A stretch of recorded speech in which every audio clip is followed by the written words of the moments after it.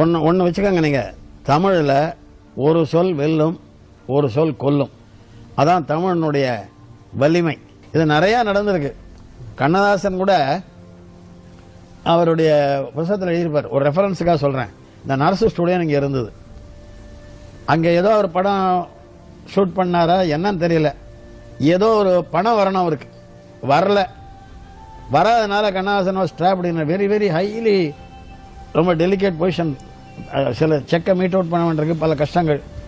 அவர் பண்ணி இந்த மாதிரி அக்கிரமம் பண்ணிட்டானுங்க. இந்த ஸ்டுடியோ நம்ம வயத்தில் நெருப்பை கட்டின்னு நான் கடன் வாங்கியிருக்கிறேன், இந்த ஆள் பணம் தரல, தீ பிடிச்சி எரிஞ்சா தேவையில்ல இந்த ஸ்டுடியோன்னு சொல்லிட்டார். ஈவினிங் தீ பிடிச்சி எரிஞ்சு போச்சு. அந்த நர்ஸு ஸ்டுடியோ தான் இப்போ இந்த கோகா கோலா இருக்க அந்த இடம் தான். அதனால ஜாக்கிரதையாகத்தான்.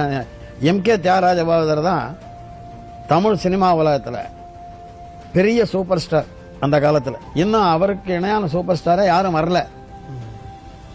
அப்படி ஜனங்கள் நடுவில் எம்.கே. தியாகராஜ பாகவதற்கு பெரிய கிரேஸ். அவருடைய ஹரிதாஸ் படம் 3 வருஷம் ஓடித்து. அப்போ ஜூப்டரில் வால்மீகி படம் அவரை வச்சு ஆரம்பித்தாங்க. யார? தியாகராஜ பாகவதர். இந்த வால்மீகி உங்களுக்கு தெரியும், வால்மீகியினுடைய வரலாறு. வால்மீகி ஒரு பெரிய டெகாய்ட், கொள்ளைக்காரனாக இருந்து தான் அப்புறம் அவன் நாரதர் மாதிரி ஒருத்தரை சந்திச்சு பெரிய ஞானியாகி பெரிய கவிஞராகி ராமாயணத்தை எழுதுறார். இது வரலாறு. அது மாதிரி இந்த வால்மீகி படம், அந்த கதையை தான் படம் எடுக்கிறாங்க. பாகவதர் அதில் வால்மீகியா நடிக்கிறார். First day shooting. அதில் என்ன அப்படின்னா, முதல் டயலாகு அவன் ஒரு கொள்ளைக்காரன் அவனை இழுத்து பிடிச்சுன்னு ஒரு குறுநில மன்னன் கிட்ட கொண்டாந்து நிறுத்துறாங்க. நீ யார் அப்படின்னு அந்த ராஜா கேட்குறான். இந்த பாகவதர் அந்த திருடனான வால்மீகி வேஷத்தில் இருக்காரு. நான் கைதி அப்படின்னு இப்படி சொல்லுவார். அது பூஜை ஷூட்டிங் கட். அவ்வளோ அந்த ஒரு ஷாட் தான் எடுத்தாங்க. சாயந்தரம் 5:30 மணிக்கு சன் தியேட்டர்கிட்ட பாகவதர் வாஸ் அரெஸ்ட்.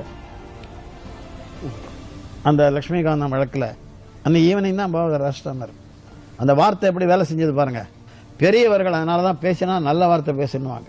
சாதாரணமாக நீங்கள் வீட்டை விட்டு வெளியே போகிறப்ப நான் போகிறேன்னு சொன்னீங்கன்னா உங்கள் மனைவி அப்படி சொல்லக்கூடாதுன்னு தடுத்துருவாங்க. போயிட்டு வரேன்னு சொல்லுங்கன்னுவாங்க. அதெல்லாம் இருக்கு அதில்.